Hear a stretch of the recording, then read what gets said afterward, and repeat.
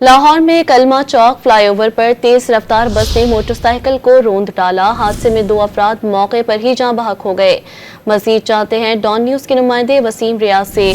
जी रियाज, बताइएगा मजीद क्या तफसीलात हैं, क्या ड्राइवर को गिरफ्तार किया गया? जी देखिए, कानूनी कार्रवाई शुरू कर दी गई है। दोनों लाशें पुलिस ने अपनी तहवील में ले ली हैं। कलमा चौक फ्लाईओवर के करीब ये ट्रैफिक हादसा हुआ जिसमें तेज रफ्तार बस बेकाबू होकर मोटरसाइकिल सवारों पर जा चढ़ गई, जिसके नतीजे में 2 अफराद मौके पर ही मारे गए, जिनकी शनाख्त असगर अली के नाम से की गई, दूसरे की शनाख्त गुलाम हुसैन के नाम से की गई। एक 55 और दूसरा 60 साल इसकी उम्र है। दोनों की लाशें रेस्क्यू में डबल टू में मौका पर पहुंचकर पुलिस को हवाले की, जबकि बस का ड्राइवर मौका से फरार है। पुलिस का कहना है कि बस के ड्राइवर की गिरफ्तारी के लिए इकदाम किए जा रहे हैं। जल्द उसको गिरफ्तार कर लिया जाएगा, जबकि जो लाशें हैं वो भी कानूनी कार्रवाई जो 174 की बनती है वो करने के बाद गुस्सा के हवाले की जाएंगी और गुस्सा के आने पर ही मुकदमा दर्ज करके इसको आगे बढ़ाया जाएगा। वसीम, तफसीलात से आप आगाह कर रहे थे, शुक्रिया।